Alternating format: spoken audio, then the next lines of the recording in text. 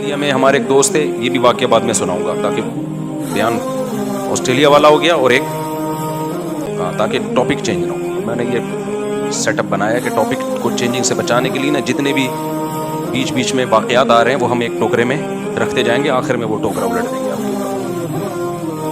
تو بات یہ چل رہی تھی, کیا بات چل رہی تھی؟ ہاں 500 روپے نا ہم بڑے مزے سے کڑک کا نوٹ تھا جیب میں رکھ کے, یہ والی جیب تھی ایسے دیکھ رہا ہوں بھائی.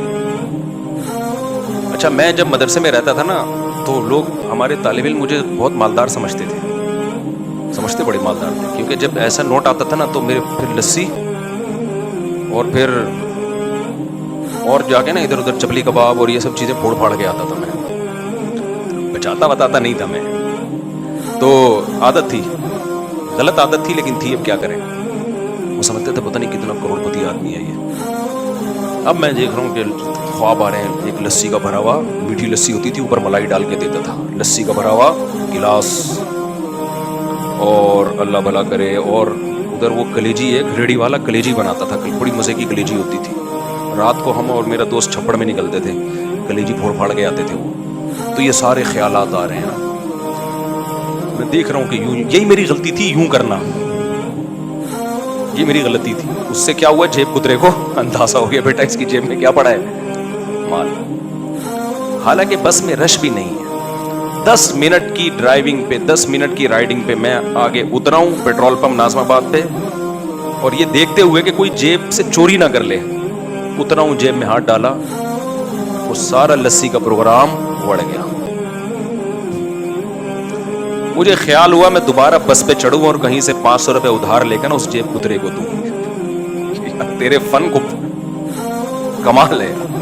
اب آپ بتاؤ, ایک آدمی حفاظت بھی کر رہا ہے کہ کوئی چوری نہ کر لے, کتنی میں نے سوچ کے اترا ہوں گا نا. اب میں یہ جن پہ ڈالوں یا میں یہ کہوں کہ یار جیب کترا اتنا ہوشیار تھا, کمبخت نے ایسے ہاتھ صاف کیا ہے نا کہ کانوں کان خبر نہیں ہوئی ہے, ایسے ہاتھ صاف کیا اس کمبخت نے, پتہ نہیں کس طریقے سے اس نے کیا ہے یار. جیسے ہی اترے ہیں بس وہ ایک چند سیکنڈ ہوتے ہیں اس میں یہ اپنا کرتب دکھاتے ہیں. تو ایسے موقع پہ میں بھی جن چڑیل بھوت پہ ڈال سکتا ہوں, یار کسی نے کچھ کر دیا ہے. وہیں سے ہماری خالہ نے 500 روپے دے کے جن چڑیل بھوت میرے پیچھے لگا دیے کہ نکال کے لا.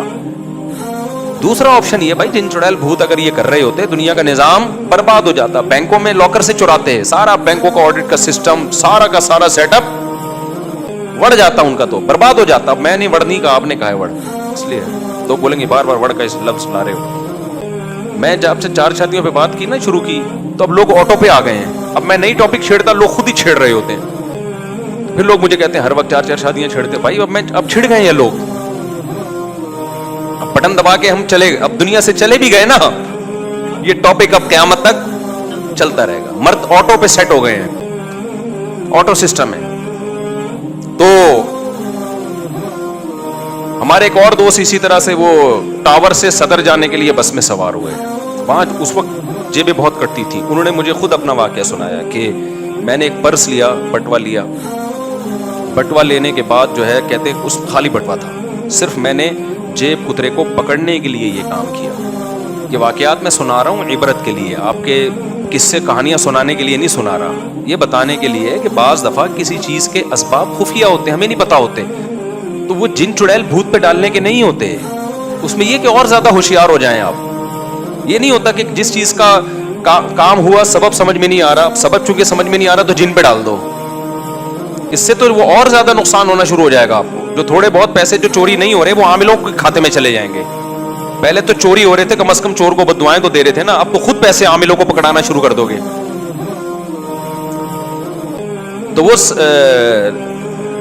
صدر سے بیٹھے ہیں اور نیا پرس لیا انہوں نے, جیب میں رکھا, اور کہتے ہیں بار بار میں یوں کر کے نا چیک کر رہا ہوں تاکہ جیب کترا یہ سمجھے کہ کوئی بہت بڑی رقم لے کے جا رہا ہے یار, حالانکہ وہ خالی تھا.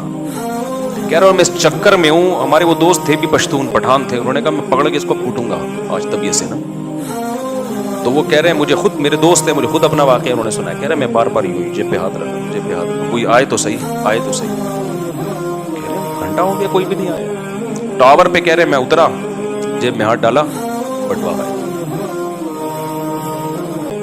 اب بتاؤ یہ جن کے بچے لے کے آئی ہے, भाई किया तो जेब कुतरे ने ही है। अब आपको समझ में नहीं आ रहा कैसे किया है, तो अब आप ये नहीं कहोगे कि जिन ने किया, आप बोलोगे भाई काम हुआ है, लेकिन इसकी लॉजिक क्या है ये मुझे समझ में नहीं आ रही। अगर आ रही होती तो मैं भी जेब कुतरा ना होता, वही बंदा ये कह सकता है। हर काम हर एक का थोड़ी होता है। तो ऐसे ही घरों में बाज दफा चोरियां हो रही होती, पता नहीं होता कौन चोरी कर रहा है। तो इसका मतलब ये नहीं है कि जिन चोरी कर रहा है, इसका मतलब है चोर बहुत होशियार है, FIR कटाने गया हुआ है और आमिलों को ला ला के फूंके मरवा रहा है ताकि लोगों का दिमाग जादू टोने की तरफ चला जाए।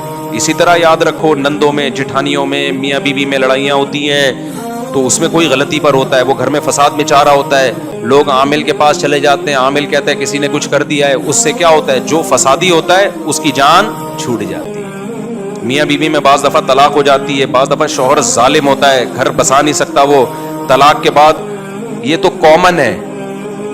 अब लोगों की ताने और मलामत से बचने के लिए कहता है असल में हमारे घर से तावीज़ निकला है, तो मियाँ बीवी में असल में किसी ने जादू किया है, मेरा कसूर नहीं। हमारे जानने वाले अच्छी भली बीवी, उनकी 15-16 साल वाइफ के साथ गुजारे, उस बीवी की बेचारी की औलाद भी नहीं थी, बांझ थी वो।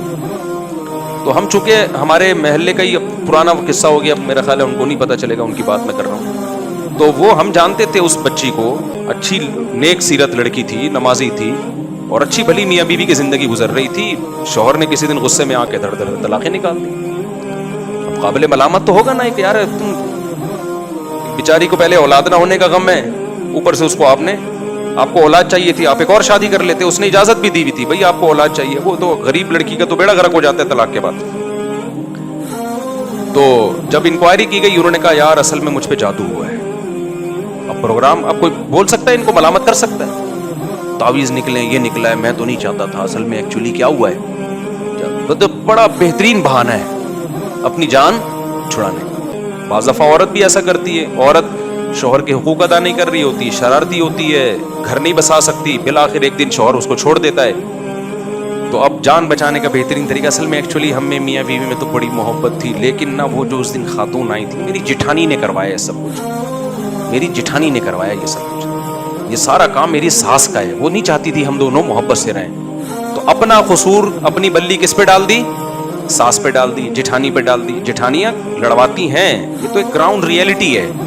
आप मत आओ जिठानियों की बातों में, आप भी तो किसी की जिठानी होगी, आप भी लड़वा रही होगी, क्या ख्याल है भाई। जिठानी का काम फायर ब्रिगेड का हो ही नहीं सकता, क्योंकि वो आग जलाने का काम करती है, आग बुझाने का काम नहीं करती। ये तो रिश्ते बहुत कम ऐसे होते हैं जो इनमें अच्छे भी होते हैं। जो खवातीन मेरा बयान सुन रही हैं वो बहुत अच्छे भी हैं, लेकिन जो नहीं सुन रही उनका तो काम क्या है, लड़वाना। तो उसमें तो आदमी को पहले होशियार होना चाहिए ना। लोग कहते हैं मेरी बहन जब भी आती है घर में, मेरे और बीवी के दरमियान फड्डा डाल के जाती है, ये भी कॉमन मसला है। आपकी बहन जब आपके घर में रहने के लिए आएगी ना और जाएगी, तो समझ लो आपकी बेगम से फड्डा ये ड्यू है। बेगम से आपका फड्डा क्या है, ये होता है। तो मर्द अगर अक्लमंद होगा, उसका शादियों का तजर्बा होगा, उसको पता होगा कि मेरी बहन जब आएगी तो वो मेरी बीवी के कीड़े निकालेगी लाजमी। तो अक्लमंद आदमी पहले से ही बहन से होशियार हो जाता है। वो कहता है बहन आएगी, मेरी बेगम के कीड़े निकालेगी, इसका काम है, इसको भी नहीं रोको, उससे भी नहीं लड़ो, सुनो, इधर से सुनो, इधर से बोलो, निकाल। अक्लमंद आदमी ये काम करेगा कि भाई मैं अपना घर, अपनी बहन के चक्कर में, वो तो अपने घर में खुश है, समझ रहे हो ना, उसकी भी वो शौहर की बहन यही काम कर रही होगी। तो अगर इन बहनों का और इनका अपने पर्सनल मामलात में हम सुनना शुरू कर दें तो किसी का भी दुनिया में घर, अगर आपने अपनी अम्मा से सुनना शुरू कर दिया कि आपकी बेगम कैसी है और उस पर यकीन करना शुरू कर दिया आपने, तो आपका शादी का प्रोग्राम, पहली शादी का ही प्रोग्राम बढ़ जाएगा आपका। चार क्या करोगे आप। तो अम्मा के बारे में उसूल यही है कि भाई अम्मा, हमारी अम्मा बहू की जितनी शिकायतें करे सुनो, अम्मा से लड़ो नहीं, लेकिन इधर से सुन के इधर से निकाल दो, इधर से सुन के इधर से क्या करो, निकाल दो। अम्मा बेचारी का काम होता है, यानी जो अम्मा मेरा बयान नहीं सुन रही, बार बार कह रहा हूँ, इस पे भी लोग तंज करते हैं, ये क्या बात है, जो तुम्हारा बयान नहीं सुन रही वो बहुत अच्छी हैं, जो तुम्हारा सुन रही हैं, जो नहीं सुन रही वो बुरी हैं, जो सुन रही हैं नीचे कमेंट्स किए होते लोगों ने, यार ये मुफ्ती कैसी बातें करता है। तो आपको हमारी बातें समझने के लिए थोड़ा सा मेंटल लेवल, ये मजबूरी के हकाम है भाई, ये मजबूरी है। अब मैं कह दूं जो मेरा बयान सुन रही हैं वो ऐसी हैं, तो वो बयान सुनना छोड़ देंगी। तो इसलिए मैं एहतियातन ये कह रहा होता हूं, जो बयान सुन रही हैं उनकी बात ही नहीं कर रहा, वो बहुत अच्छी हैं, ताकि वो सुनती रहे ना, इसलाह हो जाए उनकी। ठीक है, تو اپنا گھر بسانے کے لیے اپنی اما سے بھی نہ لڑو اور اما کے کہنے پہ بیگم سے بھی نہ لڑو. بالکل نیوٹرل ہو کے خود فیصلہ کرو کہ کون صحیح ہے کون غلط ہے. اور 100% صحیح تو میرے بھائی دنیا میں کوئی بھی نہیں ہوتا. جو آدمی, اور یہ میرے سامنے آ کے نہ کیا کرو کہ میاں مفتی صاحب میں نے 2 شادیاں کی, میں بہت خوش ہوں اور میں دونوں کو بہنوں کی طرح, اور ہمارا گھر, یہ ٹوپی ڈرامے کسی اور کے سامنے کیا کرو. 100% دنیا میں صحیح صرف بے وقوف لوگ ہوتے ہیں جن کے گھر میں کبھی جھگڑا بھی نہیں ہوتا. ہاں, بے وقوف لوگ. دیکھو نبی صلی اللہ علیہ وسلم نے فرمایا کمینہ آدمی جو ہے نا, کمینہ, وہ اپنی بیوی پہ 100% غالب ہوتا ہے. جو آدمی مجھے کہتا ہے نا میری بیگم بالکل جیسے میں کہتا ہوں ویسے چلتی ہے اور ہمارے گھر میں سکون اطمینان کی لائف, کیونکہ میری بیگم ہر بات میری مانتی ہے اور اتنا اچھی ہنسی خوشی, اس کا مطلب یہ بندہ 99% چانس ہے کہ کمینہ آدمی ہے, معذرت کے ساتھ حدیث کے الفاظ سے. 1% ہے کہ ایسا ہو بھی سکتا ہے, بعض بزرگوں میں ہوا ہے, لیکن وہ بہت اپر لیول کے بزرگ ہوتے ہیں. حضرت ڈاکٹر عبدالحی صاحب یا حضرت مولانا شیخ عاشق الہی صاحب رحمہم اللہ تعالیٰ, ان میں سے کسی ایک کا واقعہ ہے. انہوں نے لکھا ہمارے گھر میں آج تک یعنی 40-50 سال میں کبھی جھگڑا نہیں ہوا, کبھی ایک اونچ نیچ نہیں ہوئی, لیکن وہ بہت ہائی لیول کے بزرگ ہیں, ان کی اہلیہ بھی اور وہ خود بھی. میں نارمل لوگوں کی بات کر رہا ہوں, میرے اور آپ جیسے. تو جب کوئی آدمی یہ کہا کرے نا میری بیوی اتنی نیک اور میرے سب اصول, بہت تمیز سے ہنسی خوشی زندگی گزر رہی ہے, یا تو پھینکو ہے 1 نمبر کا, بہت بڑا کذاب جھوٹا ہے, یا یہ کہ یہ فرعون کے بچوں میں کوئی ڈوبنے سے بچ گیا تھا دریا میں, اس کی نسل میں ہے. یہ ہوتا ہے ایسا, لیکن یہ اس مرد میں ہوتا ہے جو انتہائی ظالم جابر قسم کا, جو بیوی پہ اتنا روب رکھے کہ اس کو دیکھ کے وہ تھر تھر کانپنا, اور یہ کمینے پن کے بغیر ہر وقت مار دھاڑ لاتے گھسے گالیاں, اور مجبور بھی ہو. نارمل آدمی کے ہاں بھائی کبھی مان لے گی, کبھی کیا کرے گی, آگے سے جواب دے گی, آپ بے عزت ہو کے گھر سے باہر نکل آؤ, کیا بےزتی ہو جائے گی آپ کی. ممبر کے اصول کچھ اور ہوتے ہیں بھائی. یہاں تو آپ سب میری تمیز سے بیٹھ کے سن رہے ہو, کوئی بیچ میں بول نہیں رہا, ہنسنے کی بات پہ ہنس رہے ہو, رونے کی بات پہ رو رہے ہو. گھر میں یہ والا پروگرام نہیں چلتا. ابھی کیا بتائیں کس سے کہانیاں. خیر, تو نارمل جو ہے نا, نارمل رہا کرو. بار بار کہتا ہوں, یہ زیادہ فنٹر بننے کی کوشش مت کرو. اللہ کو فنٹر گیری پسند ہی نہیں ہے, پسند ہی نہیں ہے اللہ تعالیٰ کو فنٹر گیری.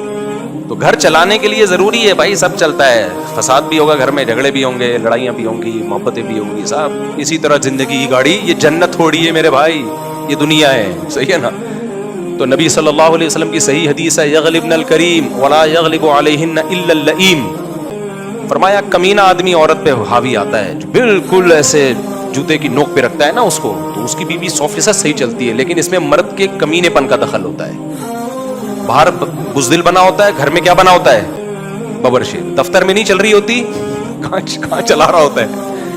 میں یہ بھی نہیں کہہ رہا کہ بالکل آزاد چھوڑ دیں, آپ غلام بن کے رہیں, کچھ لمٹ ہونی چاہیے. ایک لمٹ تک برداشت کرنا پڑتا ہے, پھر لمٹ کراس کرنے کی اجازت. بعض لوگ ایسے بھی ہیں بالکل ہی گیدڑ بن کے رہ رہے ہیں, وہ بھی ٹھیک نہیں ہے. لیکن یہ جو اصول ہے نا کہ بالکل ہر چیز سیٹ اپ پہ چل رہی ہو, یہ نہیں ہوتا نا. یہ ہوائی باتیں ہیں, جو کر رہا ہو یا تو جھوٹ بول رہا ہے, یا وہ فرعون جب ڈوبا تھا تو ایک آدھ بچہ کہیں, ویسے تو رہا نہیں تھا, لیکن ایک مثال دے رہا ہوں میں, میرے خلاف فتویٰ دے دیں کہ وہ تو قرآن تو کہہ رہے سارے ڈوب گئے تھے. ہمارے یہاں فتویٰ فوراً مارکیٹ میں آتا ہے, مفتی صاحب نے قرآن کی, فرعون چھوڑو, چنگیز خان ٹھیک ہے, چنگیز خان کی نسل تو باقی رہ گئی ہے نا, تو اس میں سے ہو سکتا ہے کوئی ہو.